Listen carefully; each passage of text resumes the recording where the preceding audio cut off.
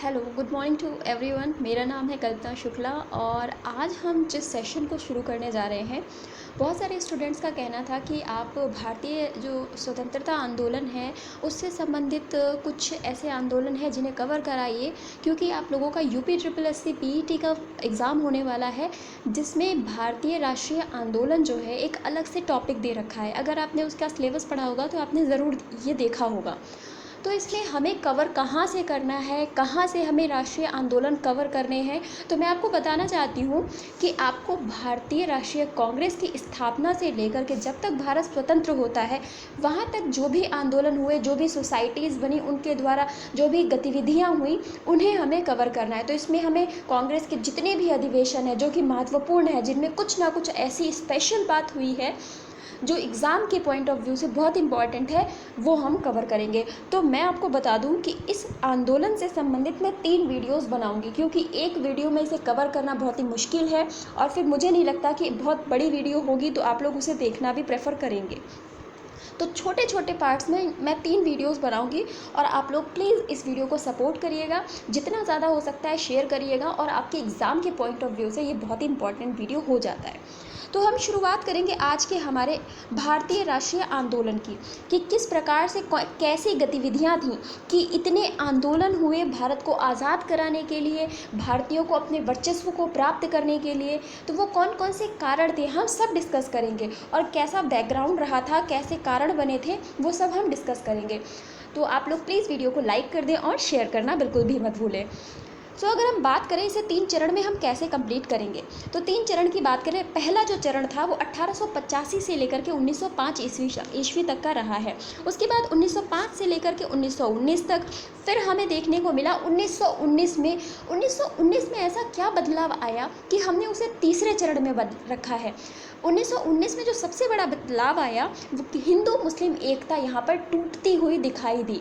हिंदू मुस्लिम एकता, जी हाँ बिल्कुल, क्योंकि जो हम कहते थे कि भारत में हिंदू मुस्लिम एकता है जिसके आधार पर हम अंग्रेज़ों को बाहर खदेड़ देंगे, वो हमें टूटती हुई दिखाई दी। और इसका कारण क्या था? इसका कारण था अंग्रेज़ों द्वारा बोए गए बीज, जो कि आगे चल करके हिंदू मुस्लिम एकता को तोड़ने में सफल हुए। तीसरा है 1919 से लेकर के 1947, मतलब भारत की आज़ादी तक। तो ये 3 चरणों में हम कवर करेंगे। आज हम कवर करेंगे 1885 का जो पार्ट है, जो कांग्रेस से पूर्व की संस्थाएं थी, राजनीतिक संस्थाएं थी, और कांग्रेस की स्थापना और उसका प्रथम अधिवेशन। सेकेंड पार्ट में हम कवर करेंगे कांग्रेस के और बहुत सारे अधिवेशन, जिनमें कुछ महत्वपूर्ण तथ्य, जिनमें कुछ महत्वपूर्ण ऐसे बातें हुई थी जो कि एग्ज़ाम पॉइंट ऑफ व्यू से बहुत ही इंपॉर्टेंट हो जाती हैं। सो स्टार्ट करते हैं। आप याद रखिएगा 3 चरण में हमने कैसे डिवाइड किया है, तो अगर आप खुद भी इसे कवर करना चाहें तो आप कर सकते हैं। सबसे पहले जो आता है वो है कांग्रेस पूर्व प्रमुख संस्थाएं, कि कांग्रेस अचानक से तो बन नहीं गई भाई, इससे पहले भी कुछ संस्थाएं रही होंगी। तो हमें संस्थाएं 1784 से ही देखने को मिलती हैं। ऐसा नहीं था इससे पहले नहीं थी, इससे पहले विद्रोह भी हुए हैं, इससे पहले संस्थाएं भी थी। लेकिन एक होता है कि एक ढंग से किसी संस्था की स्थापना करना जिसका कोई प्रमुख उद्देश्य हो। तो यहाँ पर एशियाटिक सोसाइटी की स्थापना 1784 में, जिस हिसाब से आपका एग्ज़ाम है, जो उसका लेवल है, उसके हिसाब से इतना जो कंटेंट है वो आपको आना ही चाहिए। तो यहाँ पर एशियाटिक सोसाइटी की स्थापना 1784 में हुई थी, और किसके द्वारा? विलियम जोन्स के द्वारा की गई थी। दूसरा है आत्मीय सभा। आत्मीय सभा की स्थापना हुई थी 1814 में, कोलकाता में इसकी स्थापना हुई थी, और राजा राम मोहन राय जी के द्वारा इसकी स्थापना की गई थी। राजा राम मोहन राय जी का एक समाज सुधारक के रूप में नाम सामने उभर कर आता है। समाज में व्याप्त बुराइयों को दूर करने का, पुनर्जागरण के रूप में उसको एक बार फिर से समाज में खड़ा करने का ये जो श्रेय है, ये जाता है राजा राम मोहन राय जी को, क्योंकि सती प्रथा जैसी जो बुराई थी उसको समाप्त करने में भरसक प्रयास करने वाले राजा राम मोहन राय जी ही थे। तो इनके बारे में अगर हम और देखें तो आत्मीय सभा 1814 में, इसके बाद इन्होंने 1820 में अपनी एक पुस्तक लिखी, प्रिसेप्ट्स ऑफ जीसस पुस्तक, जिसमें इन्होंने बताया कि बहुत सारी ऐसी बुराइयां हैं जिन्हें भारतीय समाज से दूर करने की आवश्यकता है, क्योंकि भारतीय आज भी ढोंग और इस तरीके की चीज़ों में फंसे हुए हैं, तो हमें उनसे दूर ले जाना है।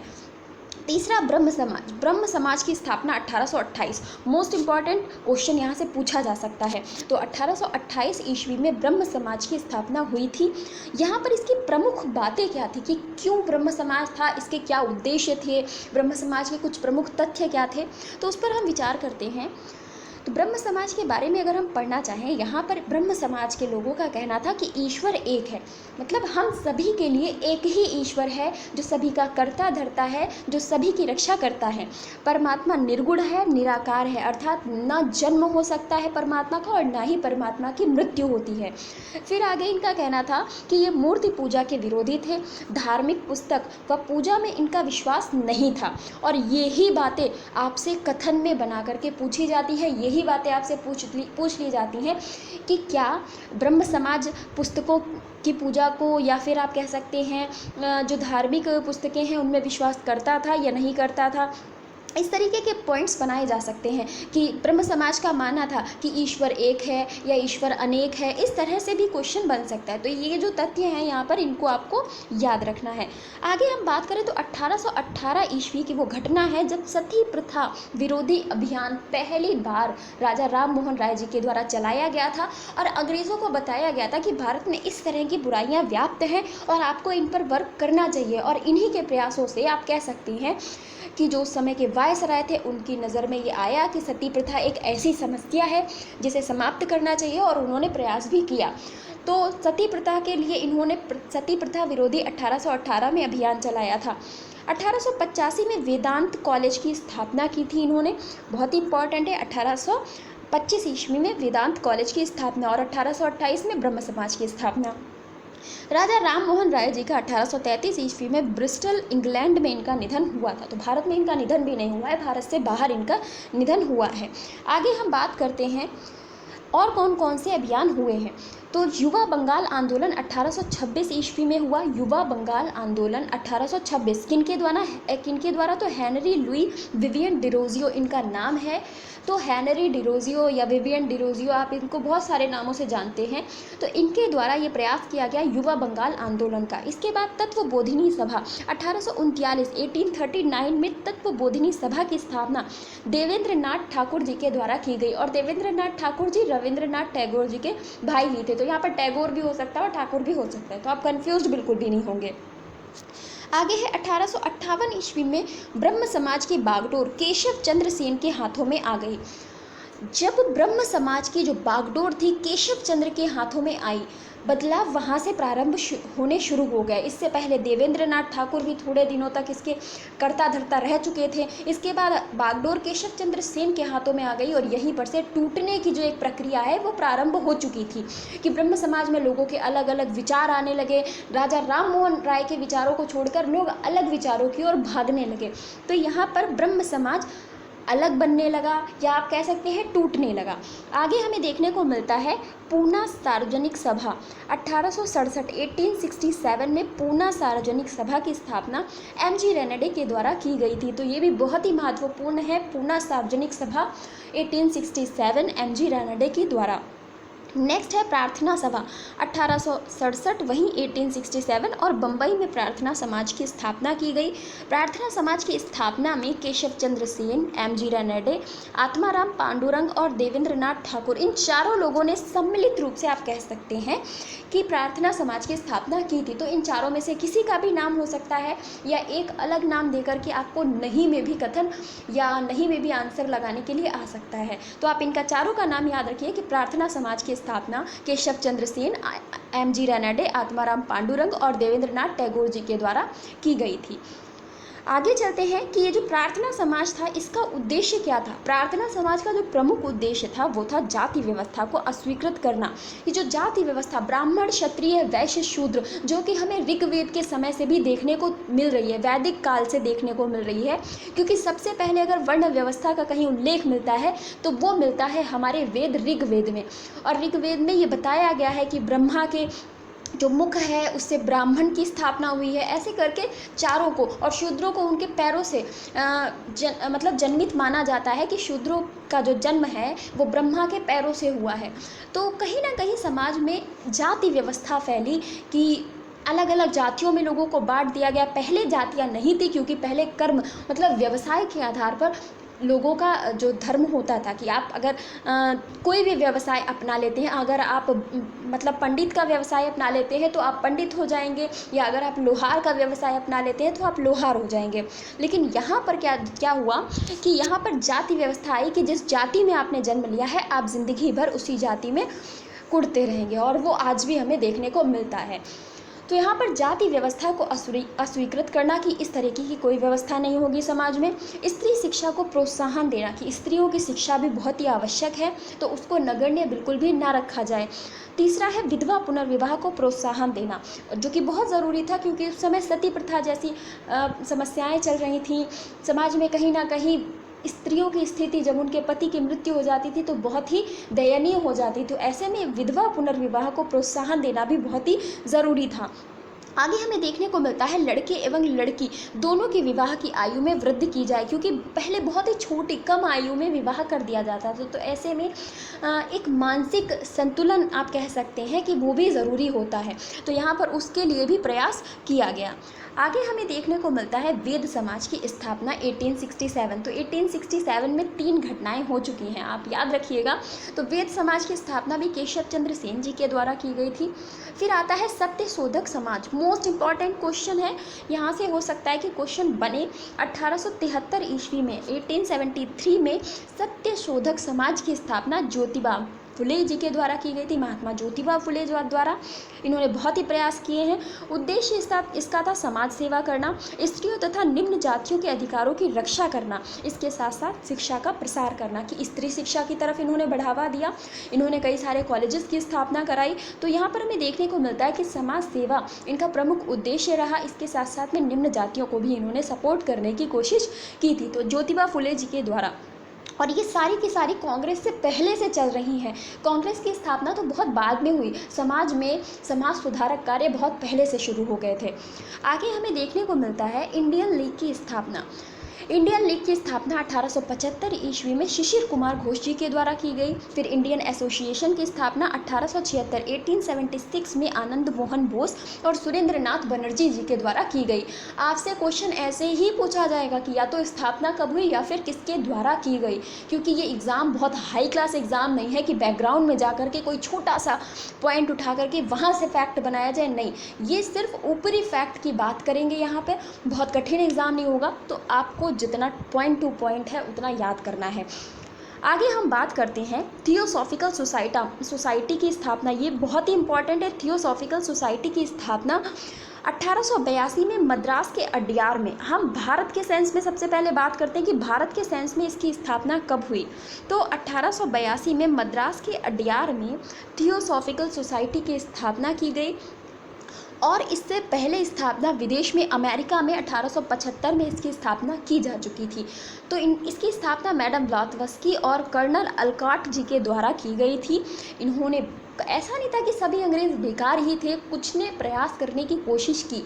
कुछ अंग्रेज़ों ने ये देखा कि जो वहाँ के लोगों के साथ अत्याचार काफ़ी ज़्यादा हो रहा है, विदेशी ऐसे लोग थे जिनको लगा कि भारतीयों के साथ अत्याचार हो रहा है और हमें उन्हें सपोर्ट करना चाहिए। तो यहाँ पर आकर के उन्होंने सपोर्ट किया, स्थापना की कई तरीके की, और लोगों को बताया कि देश के लिए एकता रखो, जब एकता होगी तभी तुम शायद अपने देश को आज़ाद कर पाओगे। तो हमारे यहाँ एकता नहीं थी, ये हम भी जानते हैं, बहुत अच्छे से जानते हैं, क्योंकि अगर एकता होती तो 1857 की जो क्रांति थी भारत वहीं आज़ाद हो गया होता। लेकिन एकता का अभाव था, इस वजह से वो 1857 की क्रांति असफल रही। तो यहाँ पर 1907 में एनी बेसेंट जी ने थियोसॉफिकल सोसाइटी को ज्वाइन किया था, ये इसमें शामिल हुई थी। अब हम बात करेंगे कांग्रेस की पूर्वगामी राजनीतिक संस्थाएं। कुछ ऐसी राजनीतिक संस्थाएं भी काम कर रही थीं जो लगातार लोगों के जो अधिकार थे उनके लिए प्रयास कर रही थीं। तो यहाँ पर सबसे पहले बंगाल की बात करें। बंगाल में 1836 में बंग भाषा प्रकाशक सभा की स्थापना की गई। बंग भाषा प्रकाशक की स्थापना जुलाई 2 1838 में लैंड होल्डर्स सोसाइटी, ये क्वेश्चन पूछा जा सकता है, लैंड होल्डर्स सोसाइटी की स्थापना कब हुई? तो 1838 ईस्वी में हुई थी, जुलाई 1838 में। फिर 1843 में बंगाल ब्रिटिश इंडिया सोसाइटी की स्थापना की गई। आशा कर रही हूँ कि आप लोगों को समझ में आ रहा होगा, क्योंकि अगर हम बहुत बैकग्राउंड में जाकर के इतिहास पढ़ने की कोशिश करें तो वो शायद आपके लिए नेसेसरी है भी नहीं, क्योंकि एग्ज़ाम मैं आपको पहले भी बता रही हूँ कि बहुत हाई क्लास एग्ज़ाम नहीं है। ये यूपी पीईटी का एग्ज़ाम है, जो कि बहुत ही साधारण प्रश्न यहाँ पर आपसे पूछे जाएंगे। फिर हम बात करते हैं बम्बई। बम्बई में किसकी स्थापना हुई? तो 1885 की ये बात है। बॉम्बे प्रेसिडेंसी एसोसिएशन की स्थापना सैयद बदरुद्दीन तैयब जी के द्वारा और केटी तैलंग और फिरोज शाह मेहता जी के द्वारा की गई थी। तो ये 3 लोग बॉम्बे प्रेसिडेंसी एसोसिएशन की स्थापना में सम्मिलित थे। इसके बाद मद्रास की बात करें, 1884 में मद्रास महाजन सभा की स्थापना की गई। इन सभी के सम्मेलन होते थे, हर वर्ष इनका आयोजन किया जाता था। इसमें विचार किया जाता था कि कैसे हम अंग्रेज़ों के चंगुल से मुक्त हो सकते हैं, समाज में व्याप्त बुराइयों से बच सकते हैं। तो कुछ लोग थे जो अच्छा काम करने की कोशिश कर रहे थे। आगे हम बात करते हैं भारतीय राष्ट्रीय कांग्रेस की स्थापना की, कि इसकी स्थापना कैसे हुई, समाज में इसका क्या अस्तित्व था, क्या इसकी स्थापना ह्यूम के द्वारा सेफ्टी वॉल्व के रूप में हुई थी, या फिर इसकी स्थापना का उद्देश्य अच्छा था कि सच में वो चाहते थे कि भारतीयों को उनके अधिकार दिलाए जाएं। तो हम बात करते हैं 1884 में A.O. ह्यूम, जो कि स्कॉटलैंड से आए थे, इन्होंने इंडियन नेशनल यूनियन बनाया। इसका सम्मेलन जो है 1885 में पूना में होना था, परंतु उस समय पूना में हैजा या प्लेग आप कह सकते हैं ये फैला हुआ था, जिसके कारण सम्मेलन बम्बई में गोकुल धाम तेजपुर संस्कृत विद्यालय में हुआ, जहां सर्वप्रथम 1885 में अखिल भारतीय कांग्रेस का गठन किया गया। तो पहले जो इसका नाम रखा गया था वो रखा गया था अखिल भारतीय कांग्रेस। तो यहाँ पर 1885 में इसका गठन किया गया। इसके बाद कांग्रेस की अगर हम बात करें, प्रमुख वास्तुविद कौन थे भाई, किसके विचार थे कि ये स्थापना की जानी चाहिए? तो A.O. Hume, S.N. बनर्जी और आनंद मोहन बोस इसमें प्रमुख प्रयासरत व्यक्ति थे, जिनके प्रयासों के फलस्वरूप भारतीय राष्ट्रीय कांग्रेस की स्थापना की जा सकी।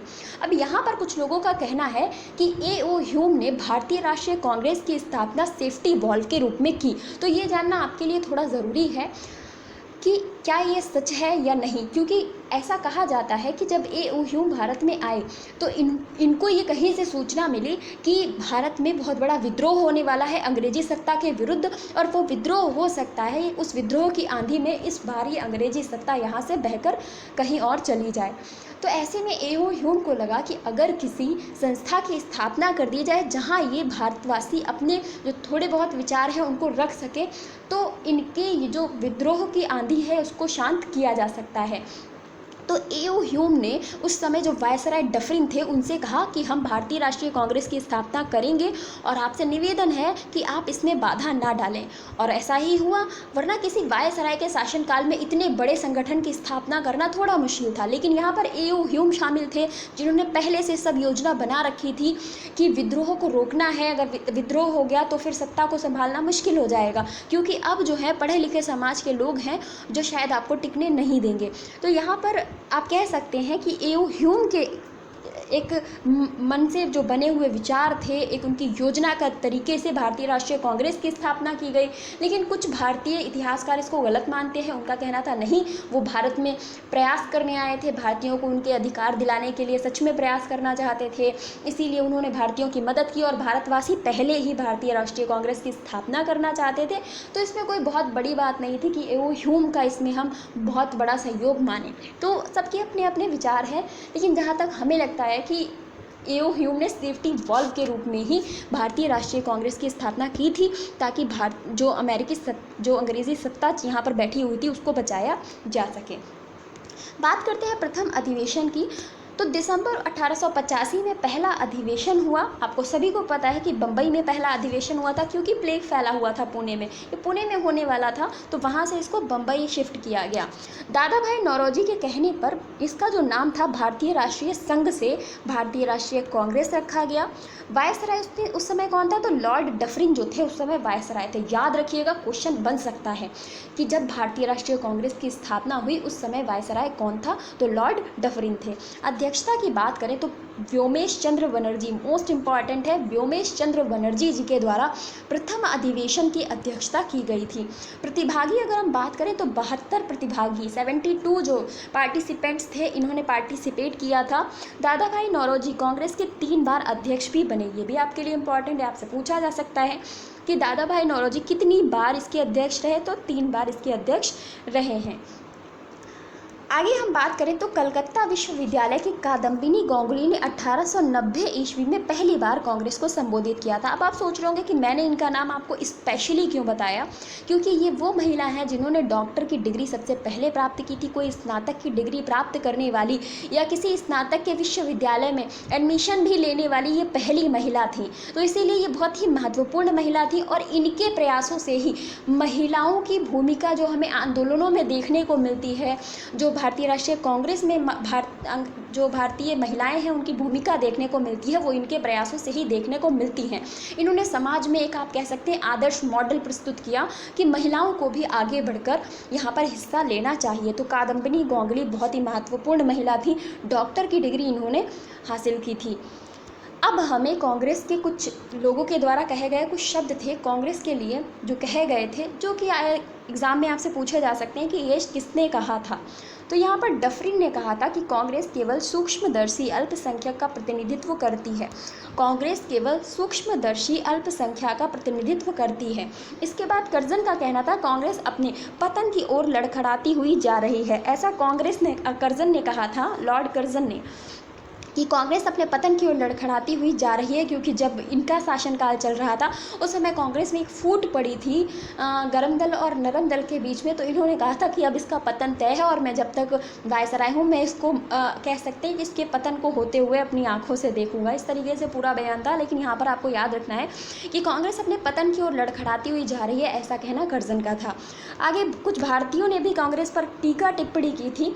तो अरविंद घोष का कहना था कि कांग्रेस 6 रोग से मरने ही वाली है, क्योंकि कांग्रेस में टूटना और फिर जुड़ना, ये सब गर्म दल और नरम दल के बीच हमें देखने को बहुत मिला।